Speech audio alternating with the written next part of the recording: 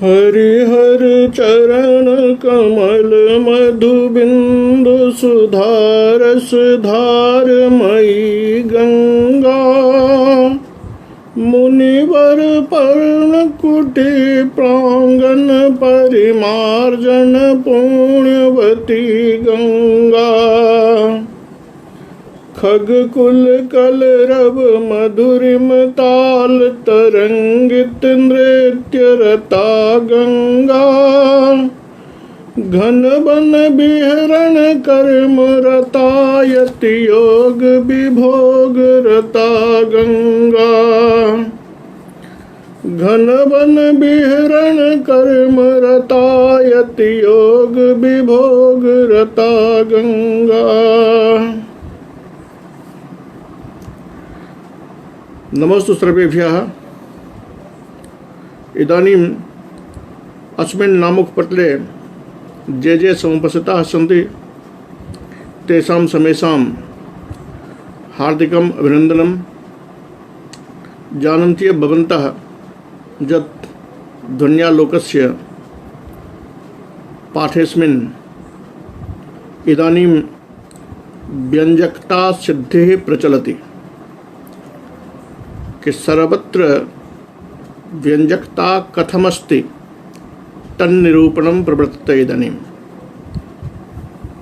प्यारे छात्रों, कल तक जो हमने पढ़ा था उसमें ये दिखाया गया था कि लक्षणा में जो आप कहते हैं कि उसी से व्यंजकता हो जाएगी, गुणवृत्ति में व्यंजकता का अंतर्भाव हो जाएगा, वो भी गौणी वृत्ति ही कहलाएगी, ऐसा नहीं है। यानी पहले इन्होंने वाच्य से व्यंजकता की पृथकता दिखाई, दूसरे में गौणी वृत्ति जो है उससे अलग ये व्यंजक दिखाया, ध्वनि दिखाई। अब ये कहते हैं कि देखिए ठीक है, आपकी बातें मैं मान लेता हूँ, व्यंजकता अलग है आपकी, लेकिन जब आप ध्वनि के दो भेद करते हैं, एक करते हैं अविवक्षित वाच्य ध्वनि, एक करते हैं विवक्षित वाच्य ध्वनि, तो विवक्षित वाच्य ध्वनि में तो सुस्पष्ट है कि वाच्य जो है वो अलग है, अव्यंग जो है वो अलग है। इसमें हमें कोई संदेह नहीं, इसमें आपकी ध्वनि जो है, जो व्यंजकता है वो स्पष्ट दिखाई देता है। लेकिन जो अविवक्षित वाच्य है उसमें गौणी वृत्ति का सहारा क्यों नहीं लिया जा सकता? इस प्रश्न को सुस्पष्ट करते हुए आचार्य आनंदवर्धन अपनी पंक्ति में लिखते हैं कि ननु विवक्षिता न्यपरवाच्य ध्वनौ गुणी वृत्तिता नास्तीति यदुच्यते तदुक्तम। कि विवक्षिता न्यपरवाच्य अर्थात विवक्षित वाच्य जिसको आप कहते हैं, उसमें जो ध्वनि है, उसमें जो व्यंजकता है, उस व्यंजकता की गुणवृत्तिता नहीं होती, ये तो सुस्पष्ट है। और इति उक्तम, जो आपने निर्धारित कर दिया वो सही है। जस्माद वाच्य वाचक प्रतीति पूर्विका जत्र अर्थांतर प्रतिपत्ति तत्र कथम गुणवृत्तिर व्यवहारः। क्यों? तो सुस्पष्ट है कि जहाँ पर वाच्य और वाचक की प्रतीति पहले होती है, वाच्य वाचक प्रतीति के बाद जब अर्थांतर की प्रतीति होती है तो वहाँ गुणवृत्ति का व्यवहार नहीं हो सकता। इसमें कोई संदेह नहीं है, क्योंकि दोनों अर्थ सुस्पष्ट है। पहला अर्थ वाचकता से आया वो स्पष्ट है, और दूसरा अर्थ जो है वो व्यंजकता से आया वो भी सुस्पष्ट है। न ही गुणवृत्तौ यदा निमित्तेन केनचित् विषयांतरे शब्दम आरोप्यते अत्यंत तिरस्कृत स्वार्थः यथा अग्निर्माणवकः इत्यादौ। यदा वा अपरित्यजन तत्संबद्ध द्वारा विषयांतरम आक्रमति यथा गंगायाम घोषः इत्यादि तदा अविवक्षित वाच्यत्वम उपपद्यते। अतएव च विवक्षितान्यपर वाच्यध्वनौ वाच्यवाच्यद्वयोरपि स्वरूप प्रतीतेरर्थावगमनं च दृश्यते इति व्यंजकत्व व्यवहारो युक्त्यनुरोधी। स्वरूपं प्रकाशयन्नेव पराभासको व्यंजक इत्युच्यते तथा विधे विषये वाचकत्वस्यैव व्यंजकत्वमपीति गुणवृत्तिर्व्यवहारो नियमेनैव न शक्यते कर्तुम्। यहाँ तक ये स्पष्ट कर देते हैं कि देखिए,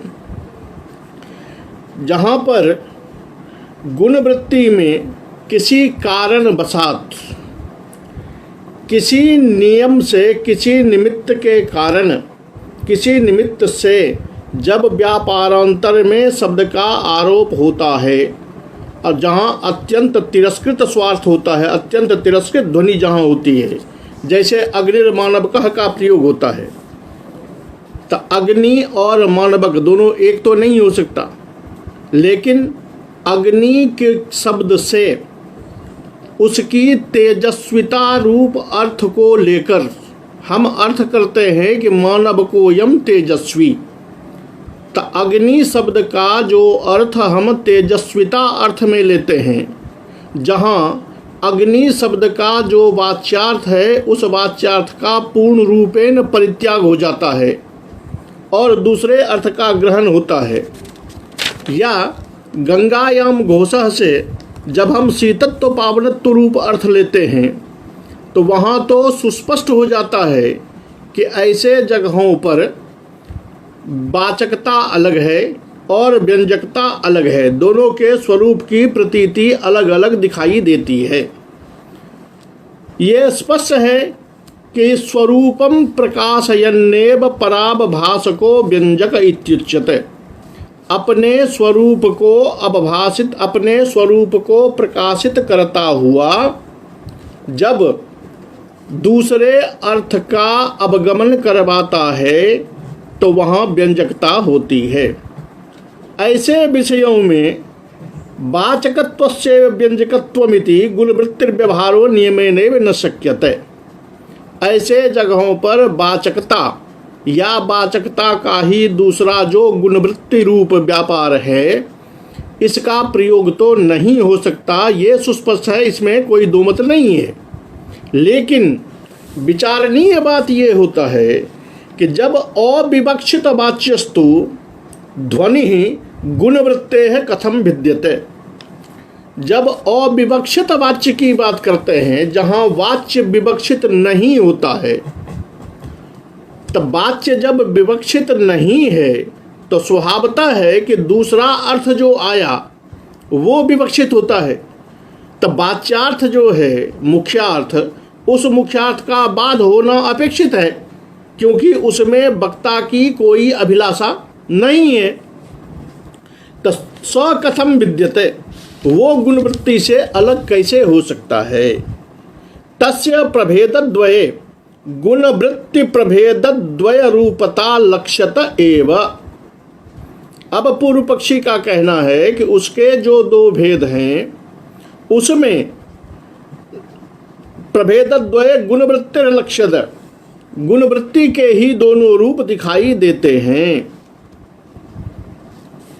यानी आप अविवक्षित वाच्य में चाहे अर्थांतर संक्रमित में जाएं या अत्यंत तिरस्कृत में जाएं, वहाँ पर क्या होता है, तो जब अर्थांतर संक्रमित में जाएंगे तो वो भी मुख्यार्थ से संबद्ध ही दूसरा अर्थ देता है और मुख्यार्थ में वक्ता का कोई तात्पर्य नहीं है। तो जो दूसरा अर्थ है वो भी मुख्यार्थ का ही है, लेकिन वो गौणी वृत्ति के द्वारा प्रयोग में लाया जाता है, तो उससे गुणवृत्ति को अलग नहीं किया जा सकता या उसको गुणवृत्ति ही माना जाए। ये पूर्व पक्षी का तर्क है। तो सिद्धांत पक्ष जो है आनंदवर्धन, वो कहते हैं अयमपि न दोषा, ये वहाँ पर कोई दोष नहीं है। अर्थात अविवक्षित वाच्य की व्यंजकता में ये कोई दोष नहीं है। क्यों? तो अब देखिए उनका तर्क। अविवक्षित वाच्यो ध्वनिर गुणवृत्ति मार्गाश्रयोपि भवति न तो गुणवृत्ति रूप एव। इस पंक्ति को समझ ले तो पूरा शास्त्रार्थ समझ में आ जाता है कि अविवक्षित वाच्य जो होता है, अविवक्षित वाच्य ध्वनि के नाम से जो जिस भेद को हमने दिखाया है, वो ध्वनि गुणवृत्ति मार्ग का आश्रय लेकर के भी होता है। अब इस भी पर गौर कीजिए कि अविवक्षित वाच्य ध्वनि जो है वो गुणवृत्ति का आश्रय लेकर भी होता है। इसका मतलब ये हुआ कि कभी वो गुणवृत्ति का आश्रय लेकर होता है और कभी वो बिना गुणवृत्ति का आश्रय लिए हुए होता है। तो अगर वो कभी बिना गुणवृत्ति के आश्रय के भी होता है तो फिर गुणवृत्ति के साथ उसकी एक रूपता कैसे बनाई जा सकती है? एक रूपता होने पर तो सर्वदा वह गुणवृत्ति के साथ ही होगा। गुणवृत्ति से रहित होकर अर्थांतर संक्रमित की स्थिति, अविवक्षित वाच्य की स्थिति आएगी ही नहीं अगर आप एक रूप मानेंगे तो। लेकिन मेरा तो कहना यह है कि वो व्यंजकता जो है वो कभी गुणवृत्ति के आश्रय में रहकर होता है और कभी गुणवृत्ति के आश्रय से हटकर होता है। ऐसे में गुणवृत्ति रूप एव न, वो गुणवृत्ति के साथ मिला हुआ है या वो गुणवृत्ति ही है, ऐसा नहीं हो सकता। गुणवृत्ति ही व्यंजकत्व शून्यापि दृश्यते, क्योंकि आप जिसको गुणवृत्ति कहते हैं, जिसको आप लक्षणा कहते हैं, वो गुणवृत्ति सर्वदा व्यंजना के साथ ही हो, ये अपेक्षित नहीं है। बिना व्यंजना के भी, बिना व्यंजकता के भी वह होता है, वह गुणवृत्ति होता है। अव्यंजकत्वं च यथोक्त चारुत्व हेतुम व्यंग्यम बिना न व्यवतिष्ठते। तो आपकी जो लक्षणा है, आपकी जो गुणवृत्ति है, वो गुणवृत्ति तो कभी बिना व्यंजकता के भी हो सकती है, लेकिन जो व्यंजकता है वो तो बिना व्यंग्य के कभी हो ही नहीं सकता।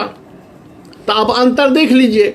आप कह रहे हैं कि गुणवृत्ति ही जो अविवक्षित वाच्य ध्वनि है वो गुणवृत्ति ही है। ऐसा करने पर पहले तर्क दिया गया कि गुणवृत्ति के साथ भी होता है अविवक्षित वाच्य और गुणवृत्ति से रहित भी होता है अविवक्षित वाच्य। दूसरी बात कि आपकी जो गुणवृत्ति है वो सर्वदा व्यंग्य के साथ ही प्रयोग होता हो, ऐसी बात नहीं है।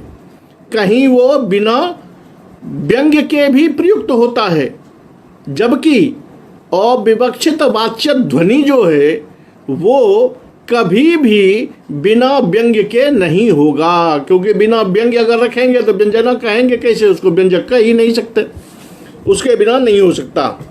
गुणवृत्तिस्तु वाच्य धर्माश्रयेनैव व्यंग्य मात्राश्रयेन च अभेदोपचार रूपा संभवति, यथा तीक्ष्णत्वाद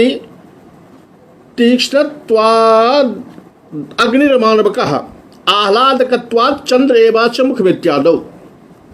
कहता देखिए, आपकी जो गुणवृत्ति है या जिसे आप गुणवृत्ति कह रहे हैं, उसमें क्या होता है कि वाच्य धर्माश्रयेन जो शब्द प्रयोग है उसका जो वाच्य है, उस वाच्य धर्म के आश्रय के साथ साथ व्यंग्य मात्राश्रयेन च, अव्यंग्य में जो अर्थ आता है उसके आश्रय के साथ अभेद उपचार रूपा, अभेद संबंध रूप से संभावित होता है। ये कैसे? तो उदाहरण से समझिए कि तीक्ष्णत्वात् अग्निर्माणवकः, अग्निर्माणवकः जब हम प्रयोग करते हैं तो अग्नि शब्द का वाच्यार्थ हुआ आग, जो लकड़ी में लगी हुई आग है, तो उस आग का मानवक के साथ संबंध नहीं बनेगा। तो क्या करते हैं, तो अग्नि में दाहकता भी है और तेजस्विता भी है, चमक भी है। तो वो चमक रूप जो अर्थ है, उस चमक रूप को, तेज को संक्रमित करते हैं मानवक में। तब अर्थ ये आता है कि यह मानवक जो है वह अग्निवत तेजस्वी है, ये अर्थ हम ग्रहण करते हैं। तो ऐसे में अग्नि का जो वाचकत्व है, अग्नि का जो वाच्य धर्म है, उसके आश्रय में रहता हुआ जो उसका अंशभूत द्वितीयार्थ है, उस द्वितीयार्थ को हम ग्रहण करते हैं। उसी तरह आह्लादकत्वात् चंद्र एवास्य मुखम, जब हम कहते हैं कि इसका मुंह चंद्र ही है, तो वहाँ भी चंद्रमागत, चंद्र शब्द का जो वास्तविक अर्थ है आकाश में दिखाई देने वाला चांद, उसकी शीतलता और उसकी सुंदरता, ये रूप अर्थ जो है उसको मुंह के साथ जोड़कर तब हम करते हैं कि चंद्रवत अस्य मुखम बा चंद्रो एव अस्य मुखम।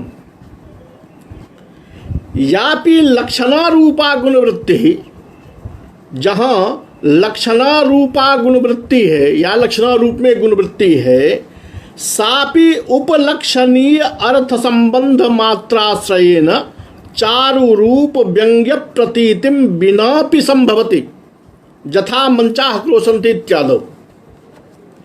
यानी कि आपकी लक्षणा जो है वो वाच्याश्रय में रहकर जो दूसरा अर्थ है जिसको आप व्यंग्य मात्राश्रयेन च, कहीं कहीं व्यंग्य मात्र के साथ भी रहता है और कहीं कहीं वाच्य धर्म के आधार पर भी वह रहता है। सिद्ध इनको ये करना है कि गुणवृत्ति जो है वो सर्वदा व्यंग्य के आश्रय में रहता हो, ये बात नहीं है। कहीं वो वाच्य के आश्रय में भी रहता है और कहीं वो व्यंग्य के आश्रय में भी रहता है। उसी बात को ये कहते हैं कि लक्षणा रूपा गुणवृत्ति जो है वो कहीं तो उपलक्षणीय संबंध मात्रे न, उपलक्षणीय संबंध मात्र से व्यंग्य प्रतीतिम बिना भी, जब संबंध मात्र से होता है तो वहाँ व्यंग्य की प्रतीति का अभाव रहता है, व्यंग्य की आवश्यकता नहीं होती।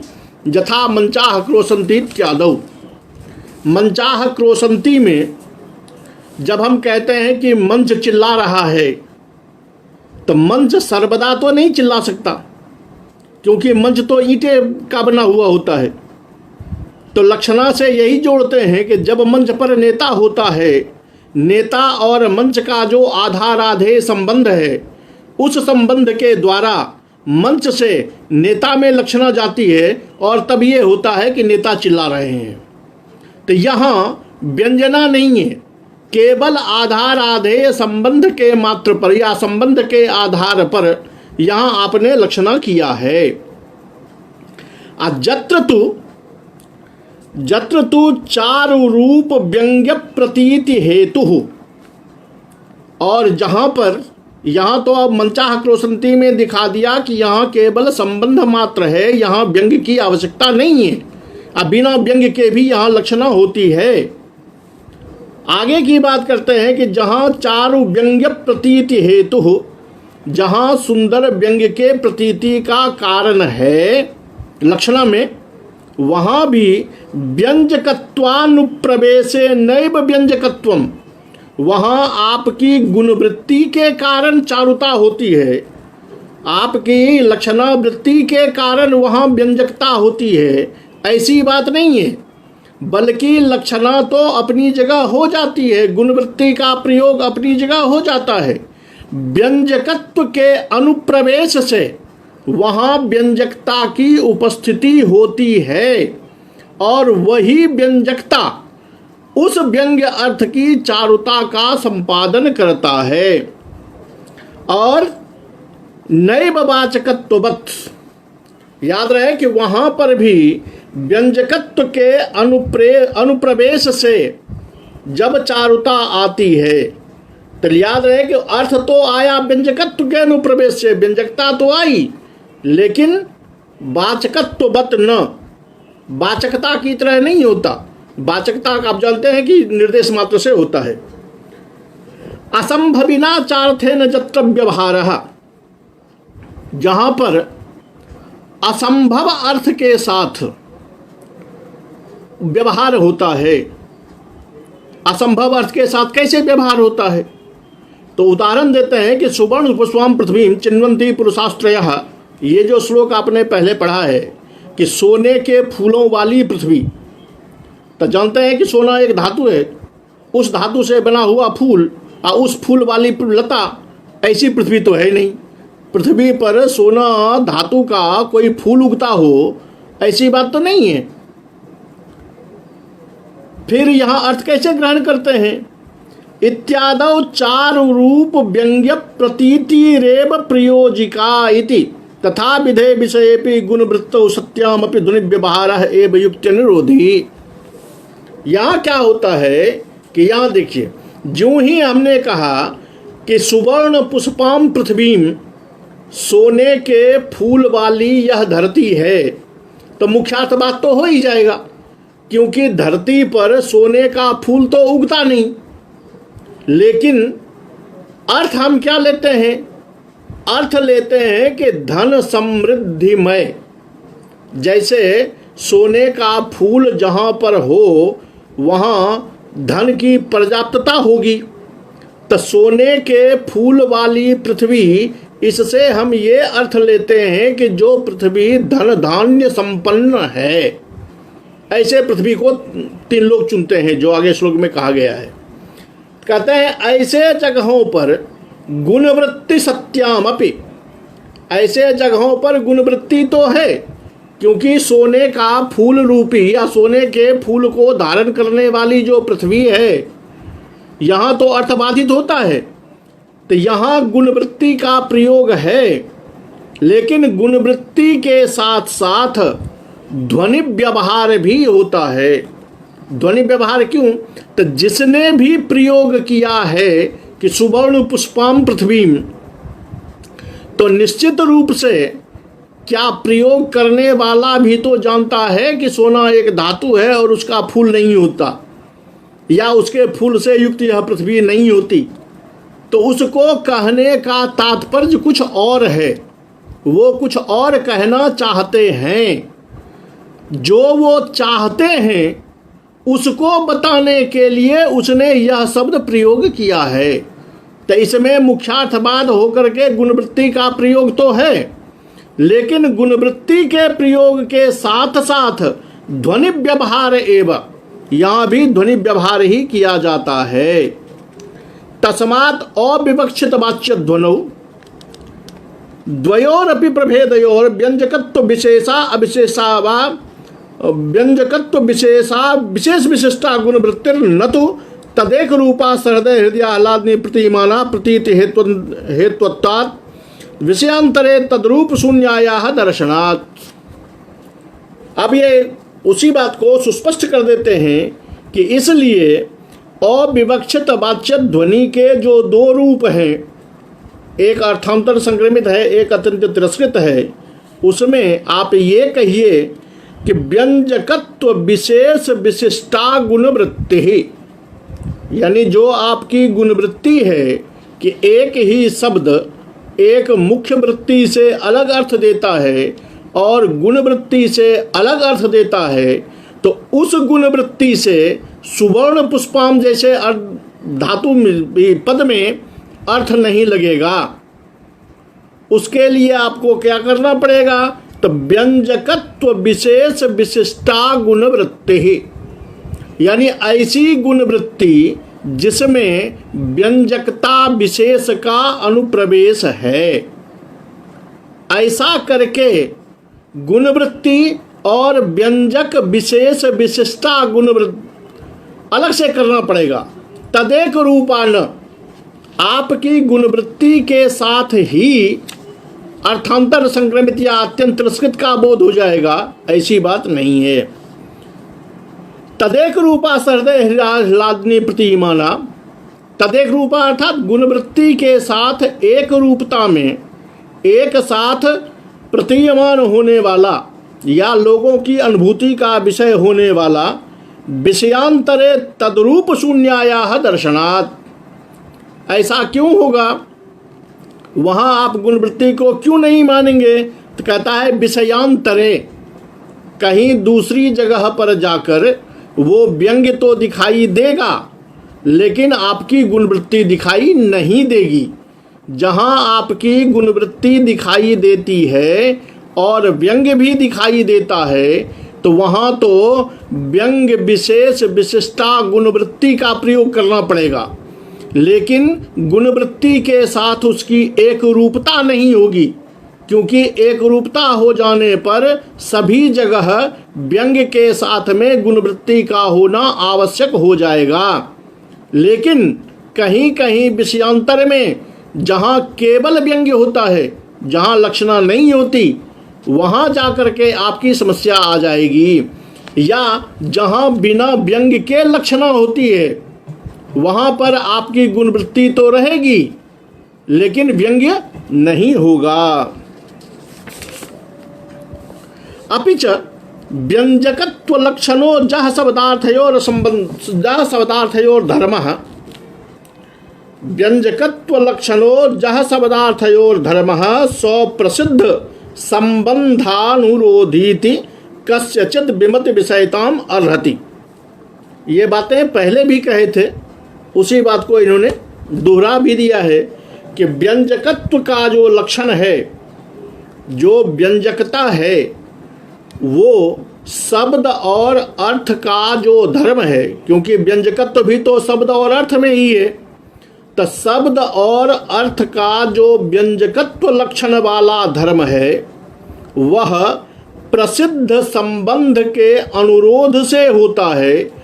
इसको ग्रहण करने में किसी को कोई विमति नहीं होनी चाहिए या किसी को कोई विमति नहीं है। ये बातें आपने कल पढ़ा था कि वाच्य वो होता है जो सीधा शब्द से अर्थ हो जाता है, और व्यंग्य वहाँ है जहाँ वाच्य से अर्थ प्राप्त हुआ, उस अर्थ से संबंध रखने वाला दूसरा अर्थ प्राप्त हुआ, वो व्यंग्य है। तो यहाँ संबंध संबंधी कहा गया था, उसी बात को ये कह रहे हैं कि जहाँ शब्दार्थ का संबंध जो है वो प्रसिद्ध संबंध अनुरोधी, प्रसिद्ध जो वाच्यार्थ है उस वाच्यार्थ के साथ जो अर्थांतर है, जो व्यंग्यार्थ है, उसके प्रसिद्ध संबंध के आधार पर ही व्यंग्य होता है या व्यंग्य की लक्षण होता है।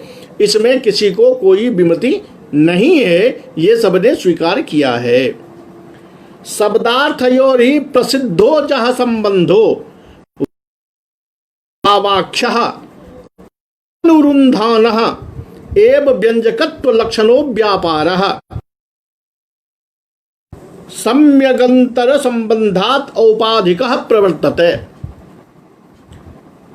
कि शब्दार्थयोर प्रसिद्धो जह संबंधः, शब्द और अर्थ के मध्य, शब्द सुनते हैं हमें अर्थ का ज्ञान होता है, या किसी अर्थ को देखकर उसके अनुकूल शब्द का हम प्रयोग करते हैं, तो शब्दार्थयोर मध्य जह संबंधः वाच्यवाचक भावाख्यः, शब्द और अर्थ में जो वाच्यवाचक नाम से संबंध जाना जाता है। जैसे जो ही आपने गो शब्द कहा तो 4 पैरों वाली, 2 सिंह वाली, खुर लांगुल ककुद विशेष एक जानवर आपके सामने में उपस्थित हो जाता है। तो ये वाच्यवाचक संबंध के साथ ही व्यंजकत्व लक्षणों व्यापारः, व्यंजकत्व लक्षण वाला जो व्यापार है वो सम्यक अंतर संबंधात, वो उस अर्थ की अभिव्यक्ति करता है जिस अर्थ का कोई संबंध, जिस अंतर का वैशिष्ट्य इस शब्द में या इस अर्थ में होता है, और अर्थ के द्वारा उसका संबंध शब्द से भी होता है, इसलिए उसको हम औपाधिक प्रवर्तते, औपाधिक रूप में उसको ग्रहण करते हैं। यानी ये समझिए कि जैसे हमने गौ गौ शब्द कहा और गाय का हमको अर्थ ज्ञान हुआ, ये है वाच्य। और इस वाच्य के बाद जो हमको व्यंग्य प्राप्त होता है, तो जब हम किसी आदमी को देखकर, किसी पवित्र आत्मा को देखकर, किसी पवित्र महिला को देखकर कहते हैं कि ये साक्षात गाय हैं, गौ माता हैं, तो वहाँ तो गाय का वो वाच्य अर्थ नहीं लगेगा, बल्कि वहाँ जो उसके एक विशेष जो हमारी कहने की जो अभिलाषा है कि ये व्यक्ति, ये महिला पूर्ण रूप से पवित्र है, और उस पवित्रता का संबंध तो कहीं न कहीं उस गाय से है, क्योंकि गाय को भी हम पवित्र मानते हैं। तो उस पवित्रता का जो संबंध है, उस संबंध के आधार पर वो व्यंग्यार्थ जो है वो उसी अर्थ में आता है, और अर्थ का प्रतिपादक शब्द होने के नाते शब्द में आता है, तो यहाँ उसको हम औपाधिक धर्म कह सकते हैं या औपाधिक धर्म कहते हैं। अतएव वाचकत्वात् तस्य विशेषः, इसीलिए वाचकता और व्यंजकता दोनों में जो है वो विशेष है। वाचकता अलग चीज है और व्यंजकता अलग चीज है। वाचकत्वम ही शब्द विशेषस्य नियत आत्मा व्युत्पत्ति कालादारभ्य तत् अविनाभावेन तस्य प्रसिद्धत्वात्। अब देखिए कि वाचकत्व और व्यंजकत्व में एक अंतर की प्रक्रिया और दिखाते हैं कि वाचकत्व जो है वो किसी भी शब्द में उसी तरह सन्निहित है जैसे किसी शरीर में आत्मा सन्निहित है। यानी शरीर है, जिसको हम जीवित प्राणी कहते हैं, तो शरीर है तो आत्मा तो उसके साथ नियत है ही। उसी तरह आपको जो शब्द मिला, तो शब्द जो ही सुना तो उस शब्द में निश्चित रूप से, नियत रूप से कोई न कोई अर्थ है, और वो जो नियत अर्थ है, जो व्युत्पत्ति कालादारभ्य, उस शब्द की व्युत्पत्ति काल से लेकर आज तक, जब से उस शब्द का प्रयोग आरंभ हुआ होगा, जब से उस शब्द का निर्माण किया गया होगा, तब से लेकर तत् अविनाभावेन, साथ साथ ही वो आज तक प्रसिद्ध है, वो कभी अलग नहीं हुआ। ये है वाचकता का संबंध, जो शब्द के साथ उसका संबंध नियत और आत्मा की तरह होता है। जबकि व्यंग्य जो है वो उस शब्द के साथ, व्यंग्य का जो संबंध है वो नियत संबंध नहीं है, वो अनियत संबंध है। एक तो अनियत संबंध है और दूसरा वो उसका औपाधिक धर्म है, यानी कहा गया धर्म, लगाए संबंध संबंधी के आधार पर उसका स्थापित किया गया धर्म है। इसलिए व्यंजकत्व अलग है, क्योंकि प्रकरणाद्यवच्छेदेन तस्य प्रतीतेः इतरथा तु अप्रतीतेः। देखिए कि होता यह है कि एक ही शब्द किसी प्रकरण विशेष में जाकर कोई विशेष व्यंग्य करता है, और वही शब्द किसी दूसरे जगह जाकर कुछ और व्यंग्य करता है। जबकि वाचकता में तो ऐसा नहीं हो सकता। यहाँ व्यंजकता रूप जो धर्म है वो प्रकरणादि से अवच्छिन्न होकर, प्रकरणादि के साथ मिलकर प्रकरण बदल जाता है, तो वही शब्द जो व्यंग्य कर रहा था अब वो व्यंग्य नहीं करता है, वो कोई दूसरा व्यंग्य करना शुरू कर देता है। तो ऐसे में व्यंग्य तो अलग अलग आएगा, अलग अलग प्रकरणों में जाने पर उसी शब्द का अलग अलग व्यंग्य हमें प्राप्त होगा। तो व्यंग्य तो उस शब्द के साथ अनियत संबंध में रहने वाला हुआ कि जगह देखकर, स्थान देखकर, समय देखकर, पद देखकर वो अपना रूप बदल लेता है। जबकि वाचकता जो है वो कभी भी किसी भी हाल में अपना रूप बदलती नहीं है। तो वाचकता नियत होती है और व्यंजकता जो है वो अनियत है। ननु यदि अनियतः, अब गौर कीजिए, यहां तक बात ठीक है। अब प्रश्न पर गौर कीजिए कि ननु यदि अनियतः, अब कहते हैं कि यदि वो व्यंजकता अनियत है तो तस्य स्वरूप परीक्षा किंग तस्य स्वरूप परीक्षया, कहते हैं भैया जब वो निश्चित है ही नहीं, वो अनिश्चित चीज है, तो भला अनिश्चित चीज के स्वरूप परीक्षण से क्या लाभ। स्वरूप परीक्षण तो हम उसका करें जो हमारे पास निश्चित रूप से है, और जब आपकी ये व्यंजकता अनियत है, निश्चित रूप से है ही नहीं, तो भला उसके स्वरूप परीक्षण से क्या लाभ है। अर्थात स्वरूप लाभ करने पर स्वरूप परीक्षण करने का जो आप इतना मेहनत कर रहे हैं वो बेकार है। तो सिद्धांत पक्ष कहता है कि नैष दोषः, जी नहीं, अनियत होना, अनियत रूप में रहना, औपाधिक धर्म होना, ये उसका कोई दोष नहीं है। जतः शब्दात्मनि तस्य अनित्यत्वं न तो स्वे विषये व्यंग्य लक्षणे, कहता है गौर कीजिए, जरा बारीकी से देखिए कि अनियत वो सब कहाँ है, यानी व्यंजकता जो है या व्यंजक जो है वो अनियत कहाँ हुआ शब्द में। क्योंकि एक शब्द एक प्रकरण में जाकर किसी और व्यंग्य के साथ युक्त हो जाता है, दूसरे प्रकरण में जाकर किसी और व्यंग्य के साथ युक्त हो जाता है।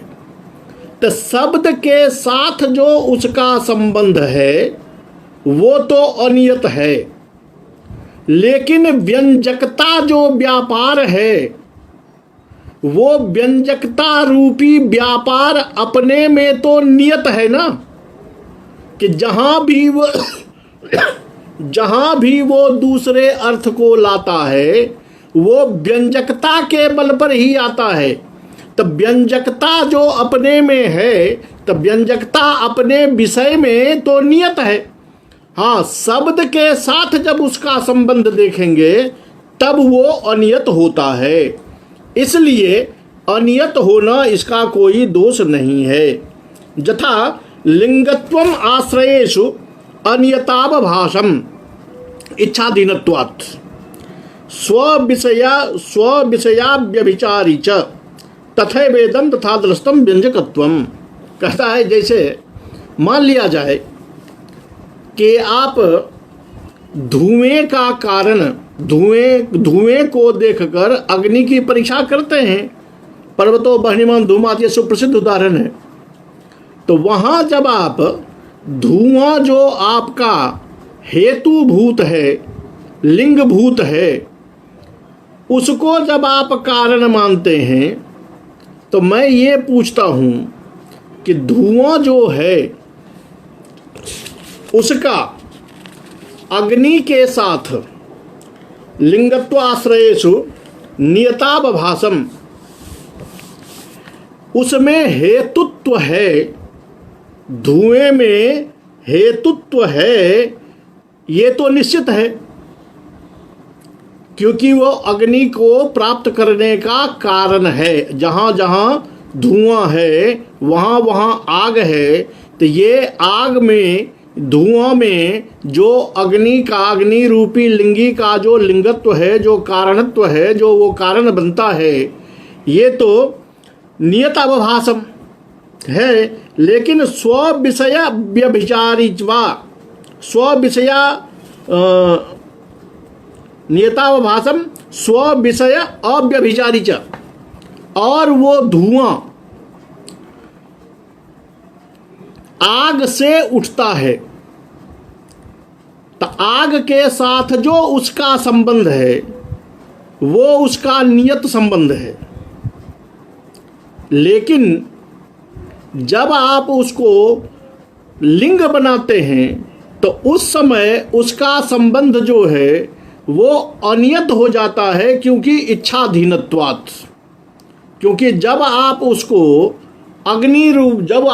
अग्नि का कारण रूप में विचार करेंगे तभी ना वो कारण बनेगा। हर वक्त तो वो कारण नहीं बनता। जब आप चूल्हे में आग जला रहे होते हैं तो धुआं तो वहाँ भी उठता है, लेकिन वहाँ आप कारण ढूंढने तो वहाँ नहीं गए हैं। तो जब कारण ढूंढने नहीं गए हैं तो वहाँ कारणता जो है वो कारणता तो अनियत है, क्योंकि जहाँ आप कारणता ढूंढेंगे वहाँ कारणता मिलेगी, और जहाँ कारणता नहीं ढूंढेंगे वहाँ कारणता नहीं मिलेगी। लेकिन आग के साथ जो उसका संबंध है वो तो नियत है। उसी प्रकार व्यंजकता जो है वो तथैवेदम तथा प्रदर्शितम व्यंजकत्वम, उसी तरह व्यंजकता जो है वो व्यंजकता प्रकरणादि के बल पर, जब प्रकरणादि के ओर से हम देखते हैं तब तो शब्द के साथ जो उसका संबंध है वो अनियत हो जाता है। लेकिन व्यंग्यत्व जो है, व्यंजकत्व जो है, उसका संबंध तो नियत ही है, क्योंकि जहां लगाएंगे व्यंजकता तो उसकी है ही। हाँ, इस शब्द का व्यंग्य अर्थ जो है वो अलग अलग हो जाता है, वहां अनियत हो जाता है। शब्दात्मनि अनियतत्वादेव तस्य वाचकत्व प्रकारता न शक्या कल्पयितुम।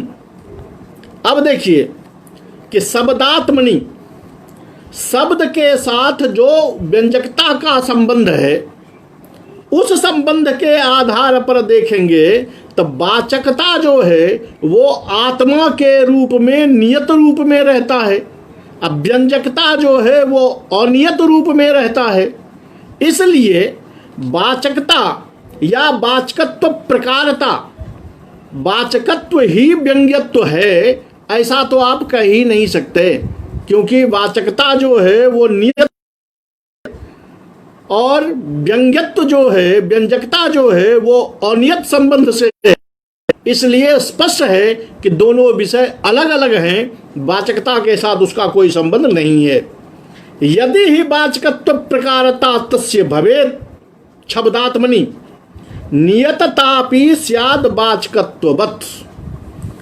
क्योंकि यदि आपके कथनानुसार यदि आप माने कि इस शब्द में व्यंजकता जो है वो भी आत्म स्थित है, नियत है, तो फिर वाचकता जो है वो वाचकता के साथ वो तभी होगा जबकि वाचकत्व प्रकारता तस्य भवेत् शब्दात्मनि नियतता भी स्याद वाचकत्ववत्। यदि उस व्यंजकता की नियतता हो, शब्द के साथ यदि उस व्यंजकता की नियत अवस्था हो, तब वह वाचक की तरह गिना जा सकता है। सच तथाविध औपाधिको धर्मः शब्दानाम औत्पत्तिक शब्दार्थ संबंधत्वादिना वाक्य तत्वविदा पौरुषा पौरुषेयोर वाक्ययोर विशेषम अभिदधता नियमेन अभ्युपगंतव्यः। कहता है कि याद रहे कि औपाधिक धर्म जो है वो औत्पत्तिक शब्दार्थ संबंधवादिना, शब्द की उत्पत्ति के साथ उस शब्द का अर्थ के साथ जो नियत संबंध होता है कि जब से उस शब्द की उत्पत्ति हुई तब से उस शब्द का एक निश्चित अर्थ के साथ निश्चित संबंध है, ऐसा मानने वाले वाक्य तत्वविदा, ऐसा मानने वाले यानी वाक्य तत्व को मानने वाले जो हमारे मीमांसक लोग हैं, उनके यहाँ पौरुषेय वाक्य और अपौरुषेय वाक्य, इस दोनों वाक्य में क्या इस दोनों वाक्य को आप एक वाक्य कहेंगे? दोनों एक वाक्य नहीं होता है, बल्कि विशेषम अभिदधता, पौरुषेय वाक्य की पृथक महत्ता है और अपौरुषेय वाक्य की पृथक महत्ता होती है। ये आपको जान लेना चाहिए।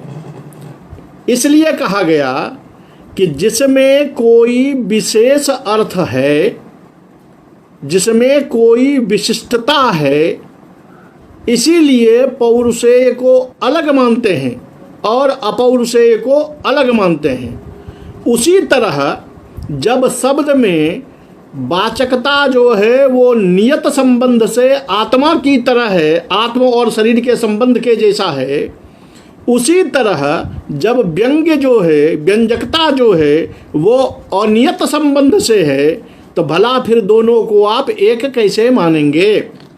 जैसे आप पौरुषेय वाक्य और अपौरुषेय वाक्य को, वाक्य तो दोनों एक जैसा ही होता है, लेकिन चूंकि अपौरुषेय वाक्य जो होता है वो एक ही वाक्य अन्य अन्य जगहों पर अन्य अन्य तात्पर्य के कारण अन्य अन्य अर्थ दे देता है, तो उसको आप अपौरुषेय कहते हैं। तो वहाँ क्या विशेष है, क्या दोनों में अंतर है, इस बात को याद रखना चाहिए। तत् अनभ्युपगमे ही तस्य शब्दार्थ संबंध नित्यत्वे सत्यपि अपौरुषेय पौरुषेयोर वाक्ययोः अर्थ प्रतिपादने निर्विशेषत्वं स्यात्। कि याद रहे कि अगर उस विशेषता को आप ध्यान में नहीं रखेंगे, केवल ये रखेंगे कि इस शब्द से ही पौरुषेय अर्थ भी प्राप्त हुआ और शब्द से ही अपौरुषेय अर्थ भी प्राप्त हुआ, इसलिए दोनों एक है, तो ऐसा संबंध स्वीकार करने पर पौरुषेय वाक्य और अपौरुषेय वाक्य दोनों के अर्थ प्रतिपादन में कोई विशेषता नहीं रह जाएगी, दोनों एक ही हो जाएगा। जबकि स्वयं आप इस बात को स्वीकार नहीं करेंगे, यानी स्वयं मीमांसक लोग इस बात को स्वीकार नहीं करेंगे कि पौरुषेय वाक्य और अपौरुषेय वाक्य दोनों एक है। तदभ्युपगमे तो पौरुषेयानाम वाक्यानाम पुरुषेच्छानुविधान समारोपित औपाधिक व्यापारांतराणाम सत्यपि स्वाभिधेय संबंध अपरित्यागे मिथ्यार्थतापि भवेत्। याद रहे कि अगर आपने ऐसा किया, अगर आपने स्वीकार कर लिया कि पौरुषेय अपौरुषेय दोनों एक जैसा ही है, तो क्या होगा कि पौरुषेयानाम वाक्यानाम, जो पौरुषेय वाक्य है, सामान्य वाक्य है, पुरुषेच्छानुविधान, जो पुरुषों की इच्छा के अनुकूल चलता है, उसमें अगर औपाधिक व्यापारांतराणाम, औपाधिक रूप से व्यापारांतर की कल्पना को जोड़ करके या व्यापारांतर की स्थिति रहते हुए भी अभिधेय संबंध अपरित्याग। अब देखिए उसमें व्यंजकता तो है, एक उसकी अभिधा है, तो पुरुष की इच्छा के अधीन जो उसका व्यापार है, वाचकता, उसमें जो औपाधिक रूप से व्यापारांतर है, व्यंजकता, उसके रहते हुए भी अभिधेय संबंध अपरित्यागे। अभिधेय यानी जो अभिधा से प्राप्त जो अर्थ होता है, यानी जो वाच्य है उसका, और व्यंग्य से जो अर्थ प्राप्त होने वाला है, जो आपके तात्पर्य से प्राप्त होने वाला है, उसमें अगर अभिधेय संबंध अपरित्यागे, अभिधेय के साथ अगर उसका संबंध मानते हैं या संबंध का अपरित्याग करते हैं, संबंध को मानते हैं, तो याद रहे कि ऐसी परिस्थिति में मिथ्यार्थतापि भवेत्। आपका जो अपौरुषेय वाक्य है उसकी मिथ्यार्थता भी हो जाएगी। अब समस्या ये है, इस वाक्य में जो अभी हमने व्याख्या देखी, इसका तात्पर्य हमने क्या समझा? अगर हमने केवल पंक्ति का अर्थ समझ लिया तो फिर हमारी पढ़ाई का कोई फायदा नहीं हुआ। इसलिए इसको हमें व्यवहारतः समझना पड़ेगा। ये हम समझते हैं कि शब्द में एक है अभिधा शक्ति और एक है गौणी वृत्ति। शब्द के ही दो रूप कहे हैं उन्होंने, अर्थ के दो रूप। तो वहाँ व्यंजकता जो है वो तीसरी चीज़ है जो सिद्ध करना चाह रहे हैं ये। मीमांसक लोग जो हैं वो उसकी वाच्यता में ही सबको स्वीकार करने पर जोर दे रहे हैं। तो अभी अविवक्षित वाच्य की बात चल रही थी, तो अविवक्षित वाच्य में आकर के गौणी वृत्ति का सहारा लेना पड़ता है, उसी पर ये इतना विवेचन इनका चल रहा है।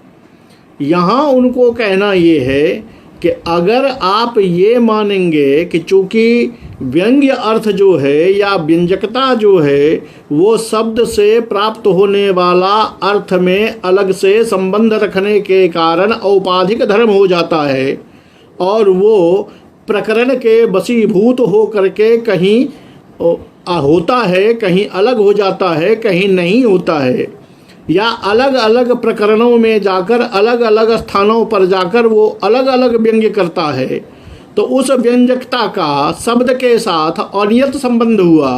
तो अनियत संबंध जब हो गया तो ऐसे अनियत चीज़ का हमें स्वरूप परीक्षण क्यों करना चाहिए? तो उसका इन्होंने जवाब दिया कि जी नहीं, अनियत संबंध जो है उसका शब्द के साथ है, व्यंजकता जो उसका धर्म है उस व्यंजकता के साथ व्यंजक का कोई अनियत संबंध नहीं है, वहाँ वो नियत है। जैसे उन्होंने बताया कि अगर आप औपाधिक धर्म भी मानते हैं तो फिर भी है तो वो शब्द का ही धर्म, तो शब्द का ही धर्म है, तो दोनों को यानी वाचकता जो है और व्यंजकता जो है दोनों को एक क्यों नहीं मान लेते? तो कहते हैं कि आपके लिए जो पौरुषेय वाक्य है और अपौरुषेय वाक्य है, इस दोनों में क्या फ़र्क है? दोनों से तो शब्द से ही अर्थ मिलता है, लेकिन एक में साधारण अर्थ मिलता है, जो शब्द का अर्थ है वो मिलता है, और अपौरुषेय जो है उसको आप जहाँ जिस प्रकरण में लगा देते हैं उस प्रकरण के अनुकूल आपको वो अर्थ देता है, आपके तात्पर्य के अनुकूल वो अर्थ देता है। लेकिन संबंध तो शब्द से ही हुआ, तो शब्द से संबंध मानने के कारण अगर आप दोनों को एक मान लेंगे तो क्या पौरुषेय और अपौरुषेय को आप एक मान लेंगे? ये समस्या खड़ी हो जाएगी। और दूसरा कहा कि पौरुषेय वाक्य जो है वो पुरुष की इच्छा के अधीन होता है और औपाधिक व्यापारांतर से युक्त होने पर, औपाधिक व्यापारांतर से युक्त होने पर अविधेय संबंध का अगर उसका जो व्यंग्य आ रहा है, जो दूसरा अर्थ आ रहा है, उस दूसरे अर्थ का संगति भी रहे और अपने अर्थ का परित्याग भी न रहे, तो आपका कथन अपने आप मिथ्या हो जाएगा। अपने आप मिथ्या इसलिए हो जाएगा कि उसने अपने का परित्याग नहीं किया, अपने अर्थ का परित्याग नहीं किया, इसलिए पौरुषेय हो जाएगा।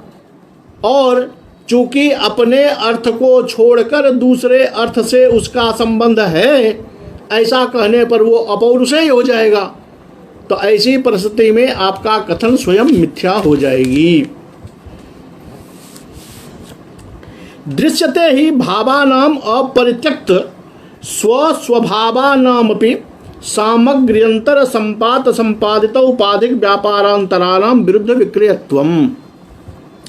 एक बातें और बता रहे हैं कि ये जो व्यंजक व्यापार है, ये जो व्यंजकता है, इस व्यंजकता में क्या देखा जाता है कि भावानाम अपरित्यक्त स्वस्वभावानाम, ऐसे भाव देखे जाते हैं जो अपने स्वभाव को नहीं छोड़ते हुए सामग्री इत्यादि के आधार पर, यानी किसी और प्रकरण के आधार पर, किसी पद के संयोग के आधार पर, वर्ण विषय के आधार पर इत्यादि के आधार पर संपादित औपाधिक व्यापारांतराणाम, औपाधिक व्यापारांतर के अनुकूल विरुद्ध क्रिया देखी जाती है।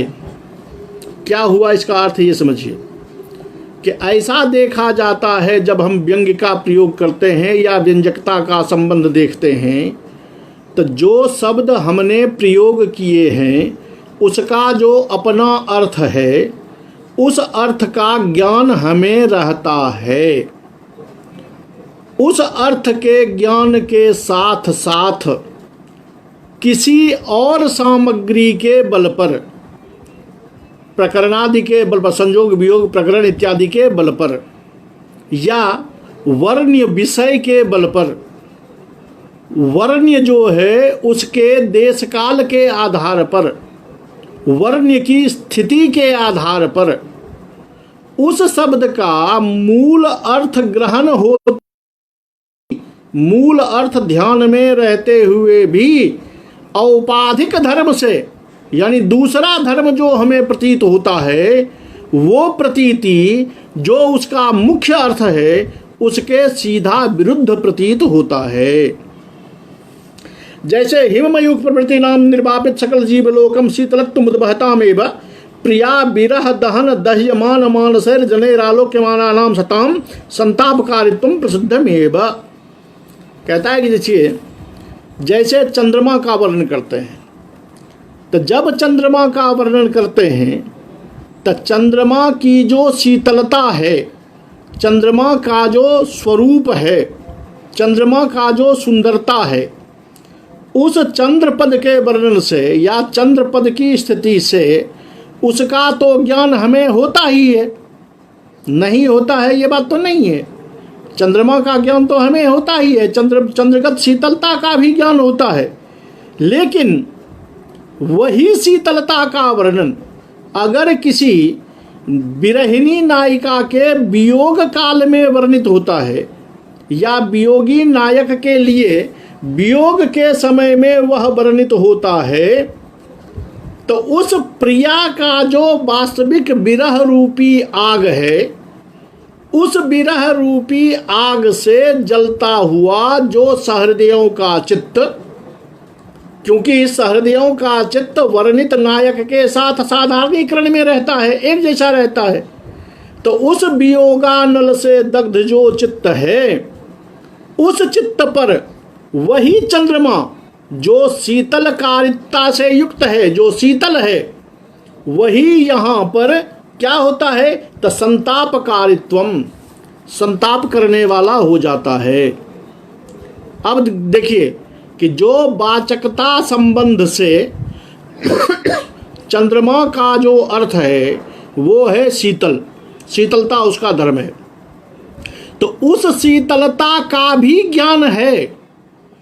लेकिन जिसका वर्णन किया जा रहा है वियोगिनी नायिका का, उस वियोगिनी नायिका के वियोग रूपी आग में जला हुआ जो चित्त है, उसके लिए वहाँ वही चंद्रमा तापकारित्व प्रतीत होता है।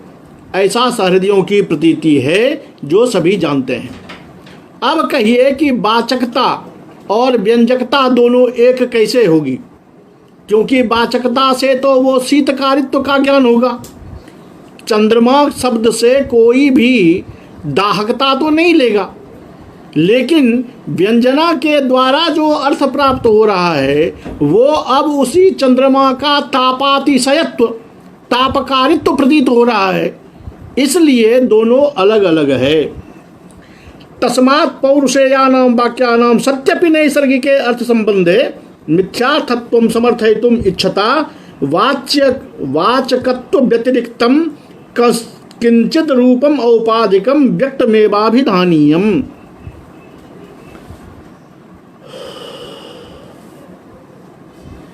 इसलिए ये कहते हैं कि भाई पौरुषेयानां वाक्यानां सत्यपि, पौरुषेय वाक्य के रहते हुए भी नैसर्गिक अर्थ संबंध में मिथ्यार्थत्व की का समर्थन करने वालों के द्वारा वाचक से अतिरिक्त, एक तो उसका वाचक धर्म है, उस वाचक से अतिरिक्त इस औपाधिक धर्म को कोई न कोई रूप देना ही होगा, क्योंकि वाचकता उस अर्थ की अभिव्यक्ति नहीं कर सकता जो ये औपाधिक धर्म कर देता है। तच्च, अब दूसरा रूप देंगे तो दूसरा रूप क्या होगा, तच्च व्यंजकत्वाद् धृते नान्यत्, वो व्यंजक को छोड़कर दूसरा कुछ नहीं हो सकता। और व्यंग्य प्रकाशनम ही व्यंजकत्वम, व्यंग्य का जो प्रकाशन है वही व्यंजकत्व है। पौरुषेयानि च वाक्यानि प्राधान्येन पुरुषाभिप्राय में प्रकाशयन्ति, जो पौरुषेय वाक्य हैं वो प्रायः पुरुषों द्वारा प्रयुक्त जो वाक्य है वो वस्तुतः पुरुष का जो तात्पर्य होता है उस तात्पर्य को ही, उस अभिप्राय को ही वह प्रकाशित करता है।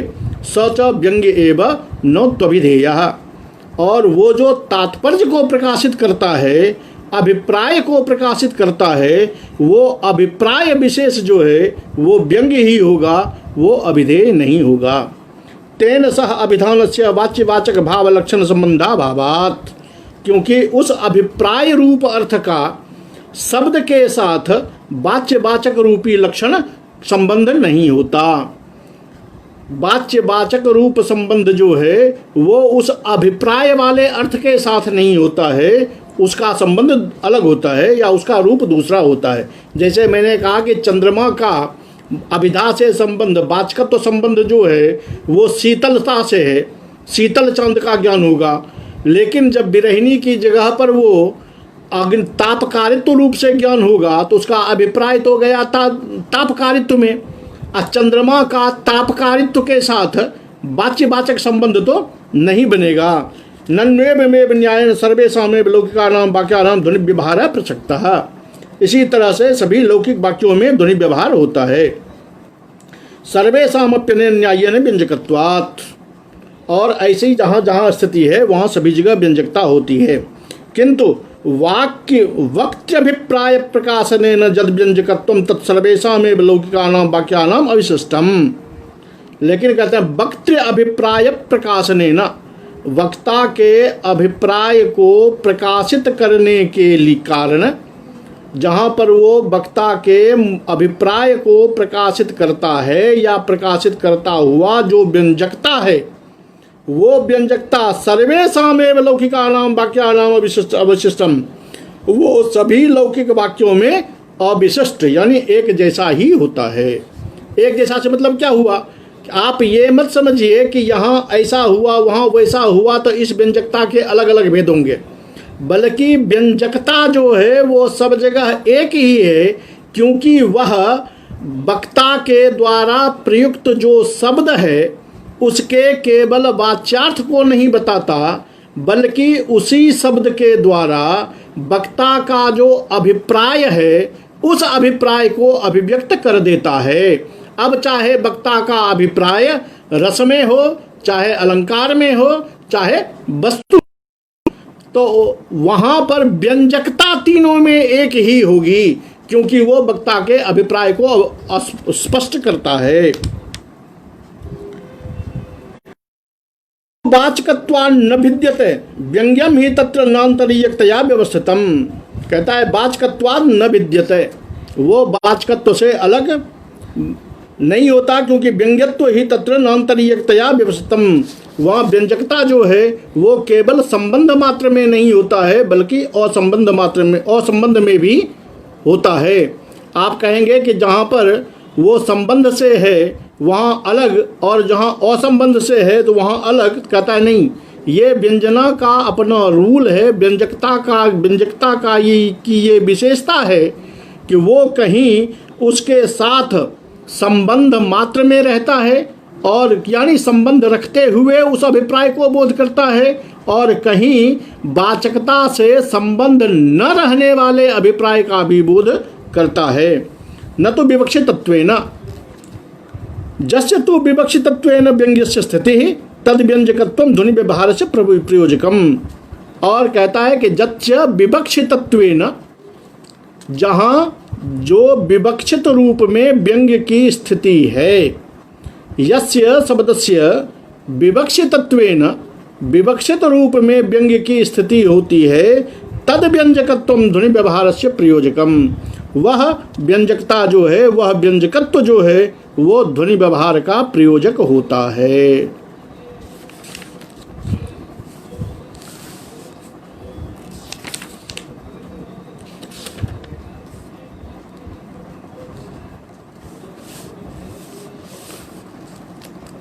अब इससे आगे यही बातें, यही व्यंजकता की सिद्धि अभी इनकी पूरी नहीं हुई है। अभी इन्होंने ये सिद्ध किया है यहाँ तक में कि जो आप अविवक्षित वाच्य में और विवक्षित पद से ही आपने गौणी वृत्ति का सहारा लेकर जो कहा कि गौणी वृत्ति और व्यंजकता एक है, उसके खंडन के लिए इन्होंने अपनी व्याख्या प्रस्तुत की, जिसमें ये कहा कि गौणी वृत्ति अलग है और व्यंजना जो है वो अलग है।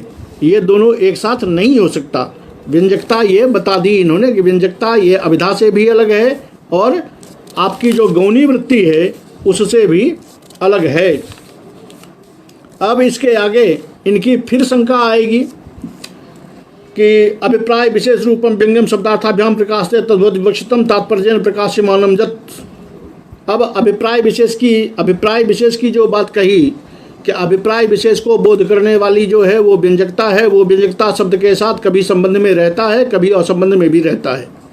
अब उसका विवेचन या उस पर जो शंका समाधान है, इसको ये फिर आगे विवेचित करेंगे। तो इस विषय को फिर हम कल पढ़ेंगे। आज के विषय को हम यहीं विराम देते हैं। कल फिर इससे जो अगला विषय है, इसी विषय को आगे बढ़ाते हुए, क्योंकि ध्वनि सिद्ध करने के लिए इनको व्यंजकता सिद्ध करना परमावश्यक है और उसको आचार्य ने बड़ी अच्छी तरीके से अपने ग्रंथों में समेटा है और सबको जो पूर्व पक्षी हैं उन पूर्व पक्षी के तर्कों को समुचित उत्तर देते हुए अपनी व्यवस्था का प्रतिपादन किया है। तो चूँकि विषय लंबा है इसलिए थोड़ा थोड़ा पढ़ें तो समझ में भी आएगी। इसलिए आज के विषय को हम यहीं विराम देते हैं। कल इससे आगे फिर चलेंगे कि जो अभिप्राय विशेष रूप व्यंग्य कहा, क्योंकि अभी पहले बात हुई थी कि वाचकता जो है वो केवल शब्द का अर्थ बताता है और व्यंग्य जो है वो बोलने वाले का जो अभिप्राय है, जो उसका तात्पर्य है, उस तात्पर्य रूप या उस अभिप्राय रूप अर्थ को उसी शब्द से अभिव्यक्त कर देता है। ये व्यंजकता होती है। तो अब जो वो अभिप्राय विशेष रूपम व्यंग्यम है, अभिप्राय विशेष रूप जो व्यंग्य है वो जो शब्दार्थाभ्याम प्रकाशित है, जो शब्द और अर्थ के द्वारा प्रकाशित होता है, तद भवति विवक्षितम तात्पर्येन प्रकाश्यमानम सत्। अब इस पर विवेचन वो आगे करेंगे, जिसका पाठ हम कल पढ़ेंगे। तब तक के लिए आप सभी का हार्दिक अभिनंदन।